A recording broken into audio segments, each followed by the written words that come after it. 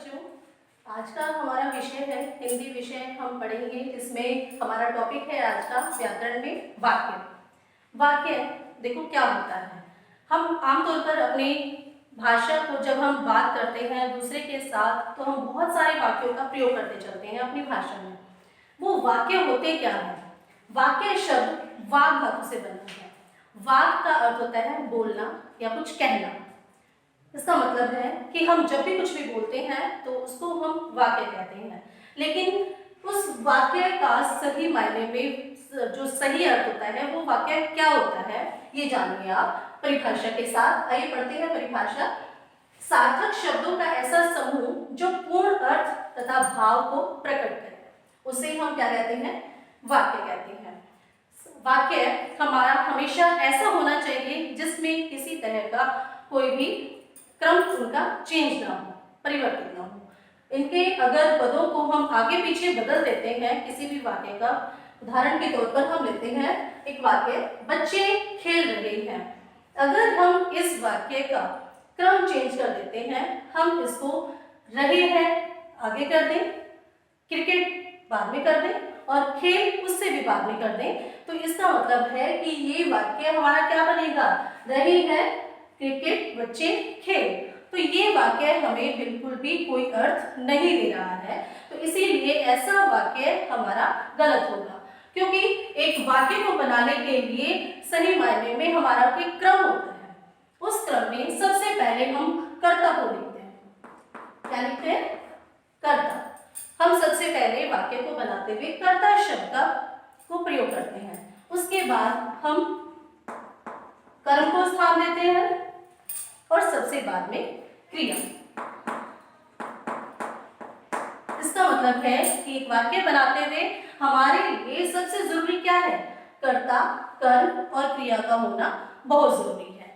किसी भी वाक्य के लिए सिंपल साधारण सा वाक्य हो या कोई बड़ा सा वाक्य हो, तो उसके लिए भी हम कर्ता, कर्म और क्रिया शब्दों का प्रयोग करते हैं।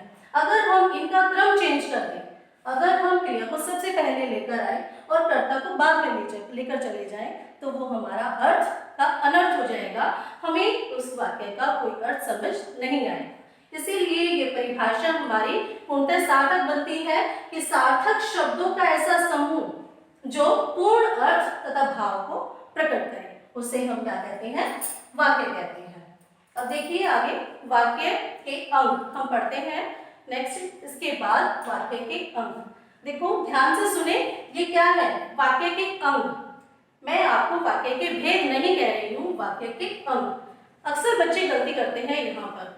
जब हम कहते हैं कि वाक्य के अंग, अगर हम बच्चों से पूछें कि वाक्य के कितने अंग होते हैं, तो वो उनके भेदों पर चले जाते हैं, उनके भेदों को गिनना शुरू कर देते हैं। लेकिन आप ध्यान से सुनिए, वाक्य के अंग, वाक्य के अंग का मतलब है कि एक वाक्य को हमने दो भागों में बांट दिया। वो दो भाग कौन से हैं? वाक्य के हिस्से कौन कौन से होते हैं? उद्देश्य और दूसरा विधेय। अब देखो उद्देश्य किसे कहते हैं? हमने एक वाक्य लिया, किसी कोई भी वाक्य हम कहते हैं, फॉर एग्जाम्पल हम ये लेकर चले, तो ये देखो एक वाक्य है, बच्चे क्रिकेट खेल रहे हैं। इसमें ही ये पूरा एक जो वाक्य है, इसे कोई हम दो भागों में बांटते हैं। देखो यहाँ ये वाक्य रहा बच्चे। हम अगर क्रिया से प्रश्न करें कि क्रिकेट कौन खेल रहे हैं, तो हमारा जो उत्तर आता है वो क्या है? बच्चे आता है। तो इसका मतलब है कि उद्देश्य जो होगा वो क्या होगा? जिसके बारे में वाक्य में कुछ कहा जाता है उसे हम क्या कहते हैं? उद्देश्य कहते हैं। वाक्य में जिसके बारे में कुछ कहा जाए उसको हम क्या कहेंगे? उद्देश्य कहेंगे। अब फॉर एग्जाम्पल यहाँ देखिए, हमने यहाँ लिखा हुआ है मीरा गाती है। इस वाक्य में देखो कौन गाता है? अगर हम प्रश्न करें क्रिया से कौन गाता है, तो हमारा उत्तर मिलता है मीरा। इसका मतलब कर्ता कौन है? गाने वाला कौन है? मीरा है। तो इस वाक्य में मीरा क्या होगा? उद्देश्य होगा। और क्योंकि इस वाक्य में जो पूरा जो क्रिया हो रही है वो किसके द्वारा की जा रही है? मीरा के द्वारा की जा रही है। तो वाक्य में जिसके बारे में कुछ कहा जाए उसको हम कहेंगे उद्देश्य। उसके बाद चलते हैं हम इसका सेकंड पॉइंट, विधेय। विधेय किसे कहते हैं? अब देखिए, हमने कहा कि हम एक ही वाक्य को हमने दो भागों में बांट दिया, एक को नाम दिया उद्देश्य और दूसरे को नाम दिया विधेय। अब उद्देश्य के बारे में हमने जान लिया कि वाक्य में जिसके बारे में कुछ कहा जाता है वो तो उद्देश्य होता है, और बाकी क्या रहा? विधेय। अब देखो, उद्देश्य के बारे में वाक्य में जो कुछ कहा जाता है उसको हम कहते हैं विधेय। अब यहाँ देखिए, हमने उद्देश्य के बारे में पढ़ लिया, हम किसको कहते हैं उद्देश्य, कि जिसके बारे में वाक्य में कुछ कहा जाता है। अब मोर नाचता है एक वाक्य है, यहाँ पर जो नाचना क्रिया वो किसके द्वारा की जा रही है? मोर के द्वारा की जा रही है, तो इसका मतलब ये तो क्या हुआ? उद्देश्य हुआ। और उद्देश्य के बारे में वाक्य में जो कुछ कहा जाता है, अब मोर के बारे में इस वाक्य में क्या कहा जा रहा है कि मोर नाचता है, तो ये क्या है इस वाक्य का? विधेय होगा। ये क्या होगा इस वाक्य का? विधेय कहलाया जाएगा। ये बात आपको स्पष्ट हो गई होगी कि वाक्य के जो अंग है वो दो होते हैं, वो भेदों से अलग होते हैं। वाक्य के एक वाक्य को हम दो भागों में बांटते हैं, उद्देश्य और विधेय। इसके बाद पढ़ते हैं हम वाक्यों का वर्गीकरण। हम हमारे सिलेबस में वाक्य जो होते हैं वो कई प्रकार के होते हैं, कई तरह के होते हैं, तो यहाँ पर वाक्यों का वर्गीकरण किया हुआ है। दो वर्ग बने हैं वाक्यों के भेदों के। पहला वर्ग है रचना के आधार पर वाक्य का वर्गीकरण किया हुआ है, और दूसरा है यहाँ देखिए अर्थ के आधार पर वाक्य के भेद। अब देखो, रचना के आधार पर वाक्य के तीन भेद होते हैं, सरल वाक्य, संयुक्त वाक्य और मिश्रित वाक्य। इसको हम मिश्र वाक्य भी कहते हैं और मिश्रित वाक्य भी कहते हैं। सरल वाक्य हम सबसे पहले पढ़ते हैं। सरल वाक्य जिसमें एक ऐसा वाक्य जिसमें एक ही कर्ता होता है और एक ही क्रिया होती है। या हम ये भी कह सकते हैं कि इस वाक्य में एक ही उद्देश्य होता है और एक ही विधेय होता है। उस वाक्य को हम क्या कहेंगे? सरल वाक्य कहेंगे। जिस वाक्य में एक उद्देश्य, एक विधेय होता है, या हम ये कहें एक ही कर्ता होता है और एक ही क्रिया होती है, उसे हम सरल वाक्य कहते हैं, साधारण वाक्य कहते हैं। जैसे फॉर एग्जाम्पल यहाँ देखते हैं हम ऊपर, मोर नाचता है, ये भी एक साधारण सा वाक्य है। या हम और अन्य अगर वाक्य बनाते हैं कि बच्चे मैदान में खेल रहे हैं, इसमें किसी तरह का कोई जोड़ तोड़ नहीं होता, सिर्फ एक कर्ता और एक क्रिया होती है, उसे हम सरल वाक्य कहते हैं। आगे चलते हैं, नेक्स्ट आता है नंबर 2, संयुक्त वाक्य। ये संयुक्त वाक्य, संयुक्त का मतलब होता है जोड़ना। जहां पर किसको जोड़ना? दो सरल वाक्यों को, हम दो से ज्यादा भी ले सकते हैं, जहां पर दो या दो से अधिक सरल वाक्यों को किसी अव्यय द्वारा जोड़ा जाता है, किसी समुच्चय बोधक अव्यय द्वारा जोड़ा जाता है। समुच्चय बोधक भी विशेष तौर पर संयुक्त वाक्य में आते हैं, समानाधिकरण समुच्चय बोधक अव्यय। संयुक्त वाक्य में क्या होता है कि कोई दो या दो से अधिक जब सरल वाक्य आ जाते हैं तो उनको जोड़ दिया जाता है, उनको एक कर दिया जाता है, और वो जोड़ना किसके द्वारा जोड़ा जाता है, किसकी सहायता से जोड़ा जाता है? वो है समानाधिकरण समुच्चय बोधक अव्ययों द्वारा। उसको हम जोड़कर एक वाक्य बना देते हैं, तब हमारा वाक्य बन जाता है संयुक्त वाक्य। वो समानाधिकरण समुच्चय बोधक अव्यय कौन कौन से होते हैं? देखिए, जैसे और, या, तथा, अथवा, किंतु, परंतु आदि। ये वो अव्यय है, वो समानाधिकरण समुच्चय बोधक अव्यय है जिनकी सहायता से हम किसी दो या दो से अधिक सरल वाक्यों को जोड़कर एक वाक्य बना देते हैं, उसको हम कहेंगे संयुक्त वाक्य। ठीक है, जैसे रमा खेलती है। एक और वाक्य मैं लेती हूं, एक ये सरल वाक्य हुआ और एक और वाक्य मैं लेती हूं, लता पुस्तक पढ़ती है। एक ये सरल वाक्य हुआ और एक ये सरल वाक्य हुआ। हमारे पास दो सरल वाक्य है जिसको हमने बनाना है संयुक्त वाक्य में, तो हम बताया है अभी कि ये जो अव्यय शब्द है, समानाधिकरण समुच्चय बोधक अव्यय शब्द हम इनको कहेंगे, और इनकी सहायता से हम इनका प्रयोग करते हुए हम इन दो सरल वाक्यों को एक संयुक्त वाक्य में बदल देते हैं। तो देखते हैं, रमा खेलती है, एक दूसरा सरल वाक्य है लता पुस्तक पढ़ती है। तो हम इसको इनमें से किसी का प्रयोग करते हुए, किसी भी अव्यय शब्द का प्रयोग करते हुए हम इसको एक संयुक्त वाक्य में बदल देते हैं। जैसे हम करेंगे, रमा खेलती है और हम बीच में से इस शब्द को उनके बीच में डाल देंगे तो ये क्या हो जाएगा, ये संयुक्त वाक्य बन जाएगा। ये पूरा एक वाक्य हो गया, रमा खेलती है और लता पुस्तक पढ़ती है। इसको हम क्या करेंगे, संयुक्त वाक्य। आगे देखिए, मिश्रित वाक्य, जिसमें क्या होता है, मिश्रण कर दिया जाता है। इसमें दो उपवाक्य होंगे, एक प्रधान उपवाक्य और दूसरा आश्रित उपवाक्य। उपवाक्य से मतलब होता है कि जो पूरी तरह से अपना अर्थ ना दे पाए।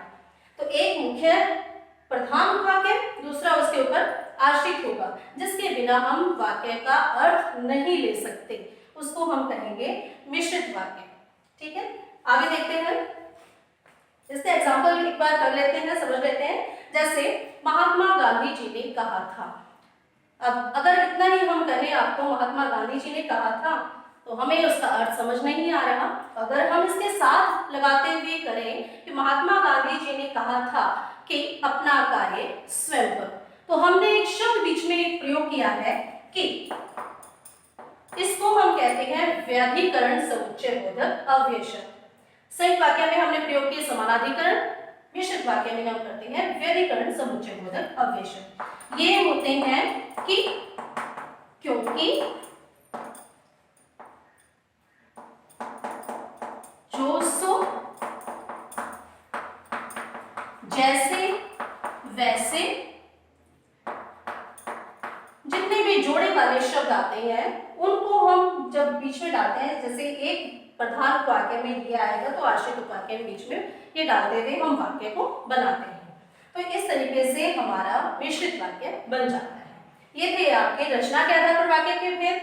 आगे चलते हैं अर्थ के आधार पर वाक्य के भेद। देखिए, सबसे पहले आता है विधानवाचक वाक्य।